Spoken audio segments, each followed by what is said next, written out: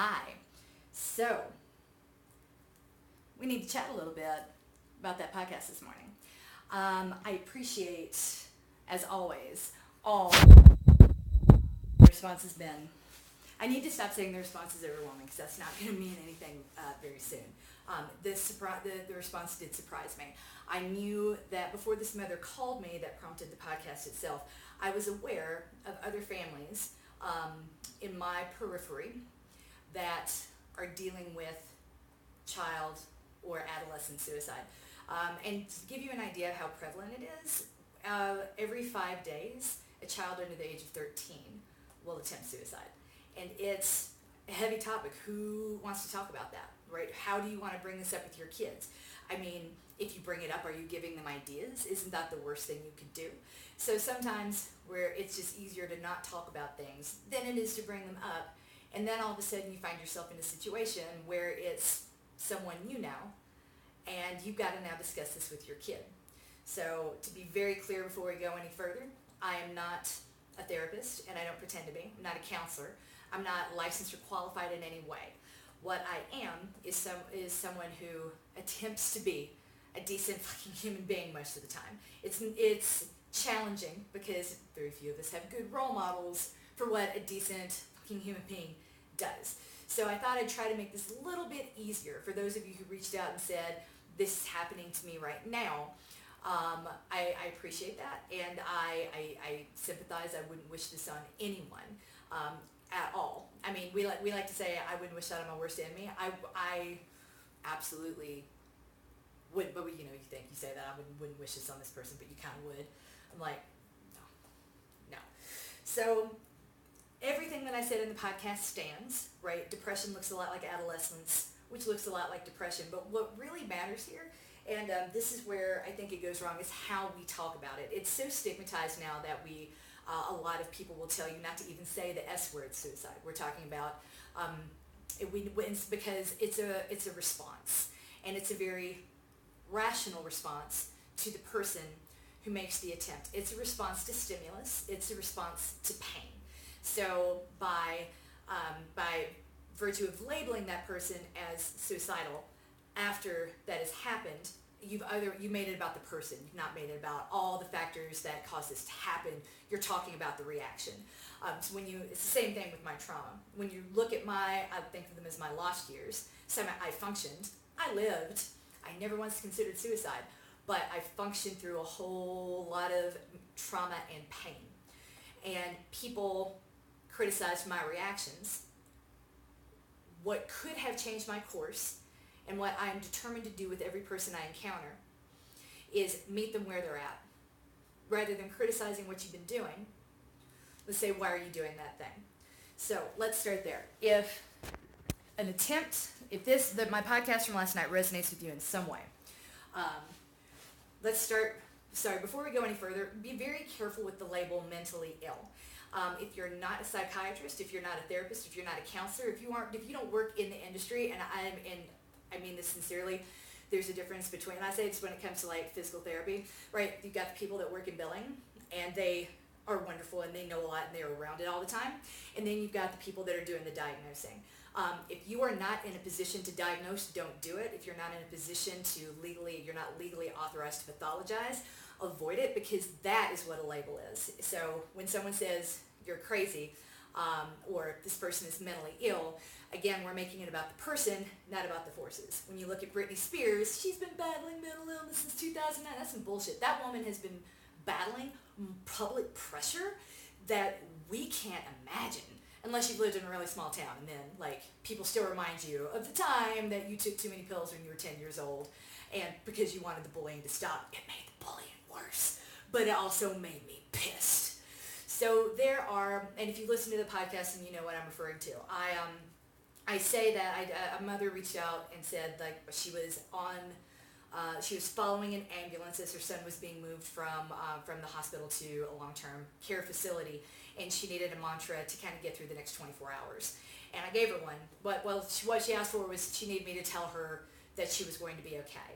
And I'm like, well, the best I can do is tell you that everything could be okay, and the difference is hope, and you need to hang on to that hope. And I talked about this might be because he's so young.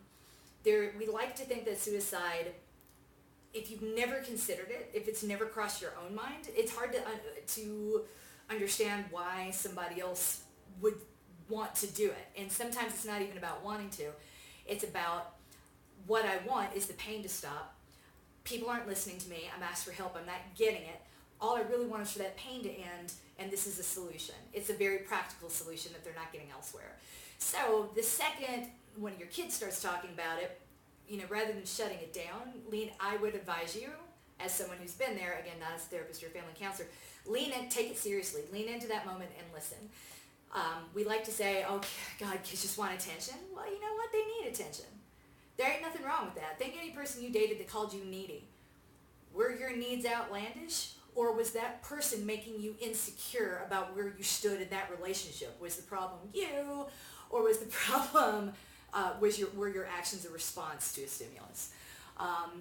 So stay hydrated bought is telling me to drink now. Amazing, haven't even started yet.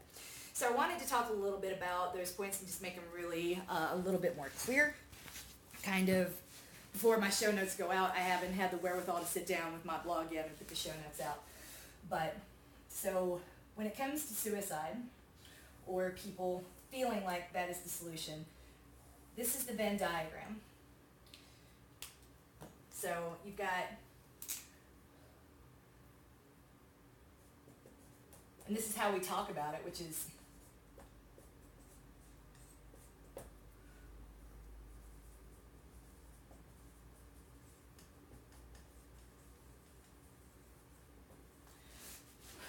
as soon as this has happened, we like to label that, those of us who are not practicing therapists like to say, listening is powerful. It's the most powerful thing you could possibly do. There's the mentally ill population, and then there's everyone else. We otherize these people. In actuality, most of us are going to go through some shit that will push us to the edge of our sanity and impair our function at some point in our lives. Even if it's like Britney Spears, her dad nearly died. Her dad has been single-handedly taking care of her through her breakdowns and holding her life together for the past decade. You see how that could be a little destabilizing? I do. There are so many situations that could cause a person to feel like the ground is moving beneath them. Life will never be the same. I don't know how to cope. Okay, and if you never get to experience that, amazing. But I feel like these numbers are off. We like to say 1 in 4 will experience a mental illness episode, which is kind of like a cold. Has someone ever gotten sick and then you were like, oh God, you're so weak. You're so weak and your immune system is just so weak. There's something wrong with you. He's one of those cold catching people. Because it happens to everybody. So mental illness is a thing that's going to kind of come and go. There's a difference between like the stigmatized, characterized mental illness of a person that is unsafe. For example, when it's probably not the best idea to approach homeless people the way that I did. But whatever, I knew the whole neighborhood was watching, so I didn't really care. It was the safest. I would not go walking into homeless areas. There are other ways to serve the homeless, but this person showed up at the end of my alley, which is unusual, and that is why I went forward. All that just to say, violence can accompany some forms of mental illness and makes it really hard for those people to function in society. So with that 1 in 4 is only what's reported. Exactly. That is true. I'm convinced it's everyone. I think everyone's going to go through it, and only 1 in 4 might be willing to seek help because we otherize it so much. So when it comes specifically to the idea of pain being so overpowering that a person would consider taking their own life, any person who's ever considered it tends to describe it in the same terms. It was a moment. It was a moment that was so bad I wanted out of the moment, and this seemed like a solution. So for teenagers, again, they have not the best impulse control. They're already really moody, and there's a lot kind of going into it. Adolescence looks like depression, which looks like adolescence. Even trained experts can miss a lot of things. That moment does not necessarily define the person. As I said in the podcast, my mother sleeps just fine right now because what I did when I was 10, I've never replicated. I've not even been tempted to. Why I reacted differently, I truly don't know. I just got angry. I got so angry at the result of that where people were like, OMG, MK, you need to love yourself more. And we need to talk about how valuable you are. And I'm like, how about you stop them fucking bullies? How about you stand up for me? How about you call? And this is not my parents' fault, by the way. I'm not saying that what I tried to do is my parents' fault. But every single person that was like, oh, boo-boo, poor MK, little broken MK, I'm like, fuck you. If you aren't standing up for little broken MK, MK's going to stand up for herself. And I've been told that's not what I'm supposed to do because I'm supposed to be nice and go along with things. Fuck all y'all. And that is really where I came from. And it's one of the reasons I will never stop cursing. The most civil people that were the quickest to turn off a conversation would use my cursing as an excuse. But you know what? Just because you don't use profanity don't mean you're nice. And it doesn't mean you're civil, and it doesn't mean you're a good fucking human. So if that's what it takes to get you out the room, I'll do it after hello. Hi, fuck off. Thanks. Who's left? It works. So to that effect, what you can't do and what you shouldn't say if you're in a position of authority, right? It's one thing if you're a child and someone, one of your guardians, someone close to you, someone on whose care you depended. If they commit suicide, you're allowed to feel any way that you want to. And it's not uncommon to hear those people say, suicide was really selfish. They didn't think about how this would affect me because I was young and I was helpless and I was dependent on this person. And that is for that population to work out with the therapist. What you can't do if you're not in the situation or if you're tertiary to the situation, if you are the parent of that child that has made the attempt, if you are the aunt or the uncle or the neighbor or you attend the same church as the family who's recently had a child make that attempt, what you don't do is say, well, that was really selfish. Make sure they know how selfish it was. Like, not your place. The best thing you could possibly do, and always assume that no one else is doing it. I have learned the hard way in my adult life that constantly when I say, you want to talk about that? Tell me more about that. People always will. That's a responsibility a lot of humans don't want, and that's fine. But for me, I'm come to realize I'm usually the first person who's talked to them in that manner. The first person that's listened and cared and tried to troubleshoot. And that is really powerful because if you make the problem the person, if you make the reaction the problem, what you're probably not doing is actually helping, right? Telling them that it's like a smoker. We all know someone who smoked, right? I smoked too for a while. It was amazing. It got me out of every social situation. I've never had anything as great as smoking to get, other than cursing, to get people I didn't want to be around away from me really quickly. It was great. So I'm more of an introvert than you would expect. I mean, look at this. I'm alone talking to a camera as opposed to in a room full of people. But I digress. If people said to me all the time, like, smoking's going to kill you. I'm like, really? I wasn't smoking because I was suicidal. Like, those two notions never went together, and it was not enough to scare me into stopping, right? So when you say something like that, it's shaming to live in the should. When you say something shaming to someone who's already enveloped in shame, fear, and a whole lot of pain, you're not helping the situation. You're just another person saying, you probably don't need that cake. You probably don't need that cigarette. You know, you should really think about the people around you before you light that cigarette. You should really think about, my tax burden before you eat that cake because, overweight people and diabetes, it's what raises my taxes every year. Like, there's nothing, you're making it about you and your discomfort at this moment than about the person in trouble and their pain. So, not every person who contemplates suicide is mentally ill. Totally normal people can be overwhelmed in a real, not to say that these are abnormal people, but the way we talk about it, it's like there's normal and abnormal. Normal people can be overwhelmed by shit and don't want to be labeled as mentally ill so they don't go get help. And in those moments of overload, suicide seems like a pretty great idea. So how about instead of being like, man, suicide's awful, what the fuck's wrong with you? Just sit down with the person and say, I'm really sorry it came to this. I'd love to know why you thought this seemed like the best option at the time. Because if this seemed like the best option, that means you don't have enough support. What can I do? And you'd be surprised sometimes that conversation is enough. That's all I have to say about that. I'm going to be putting up more resources later, but I needed a little bit of a mental health break this afternoon after processing all the notes that came my way. And again, that doesn't mean don't send notes. It doesn't mean stop. I love it, and I'm glad that that podcast resonated with so many people. It makes me sad that that podcast resonated with so many people. But I really wanted to make it clear when this, I'm not being defensive when I say that I talk about mental illness a lot.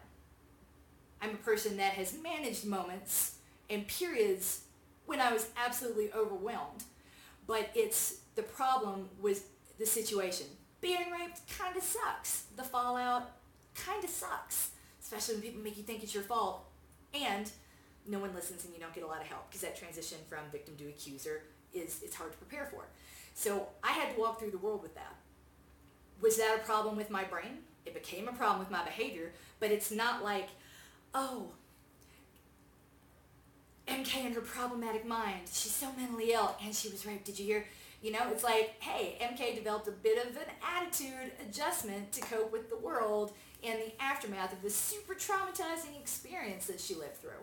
And that is how I am, and that's who I am. And I'm not ashamed of the fact that I've been mentally ill at points. I'm not ashamed of the fact that I've had labels and have taken drugs at points to get through. I'm ashamed of none of this. But I will not ever let anyone categorize me as mentally ill. I'm more than the sum of my mistakes, and so are you. I'm more than the sum of the colds that I've had, and so are you. I'm not the cold-catching person, and I'm not the mentally ill woman. And chances are pretty good, neither are you. So if we're going to start there, then don't put that burden on other people. And a really easy way to do it is, instead of treating them like an egg that's about to break, or a piece of china that you just don't want to touch, you come near and you look at it because you don't want to touch it for fear that you'll break it. Just go, don't be afraid to get in there. Sit next to it and be like,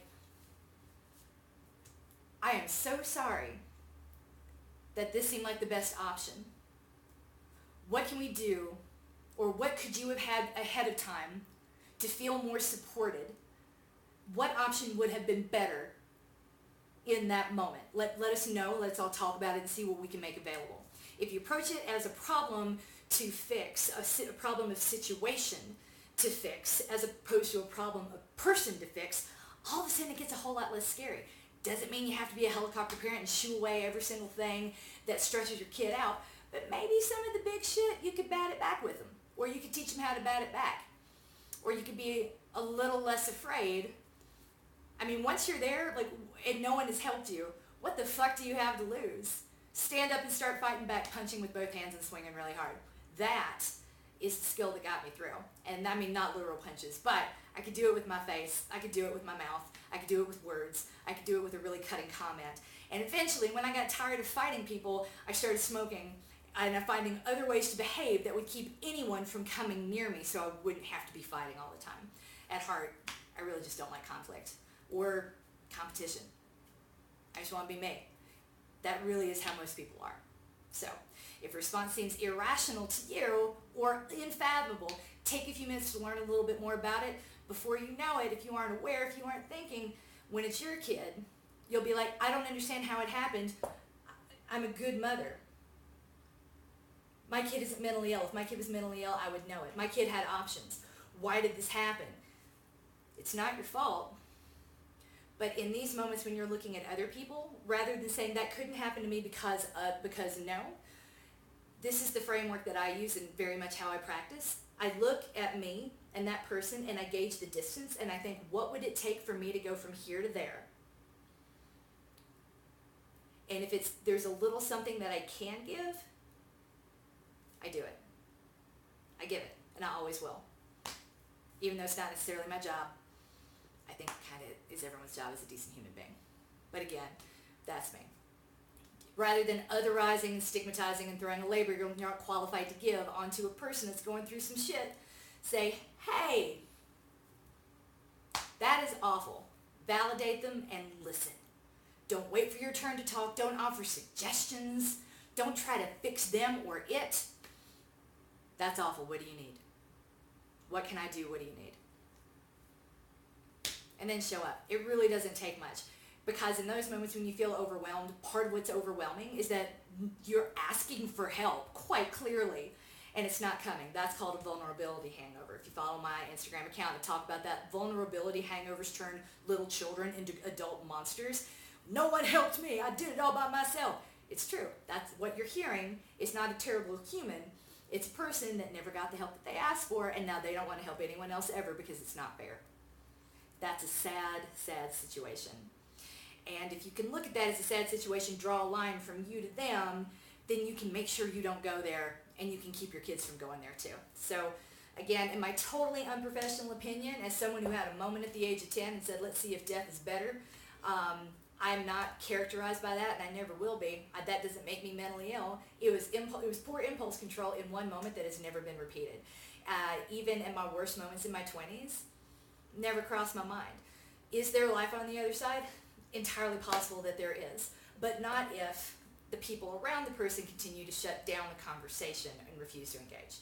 So, again, if you're dealing with this, it's not your fault. But the best way not to contribute to the problem and make it worse, even accidentally, now that you're aware, once there's a suicide attempt, you're aware that something is happening.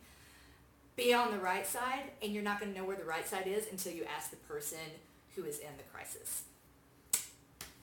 There you go. I totally agree. Accuser is a BS term. But everyone is like, oh, that's terrible, until you name a name, and then they're like, they don't want to be there. That's why Me Too is unfortunately necessary. Anyway, see you later.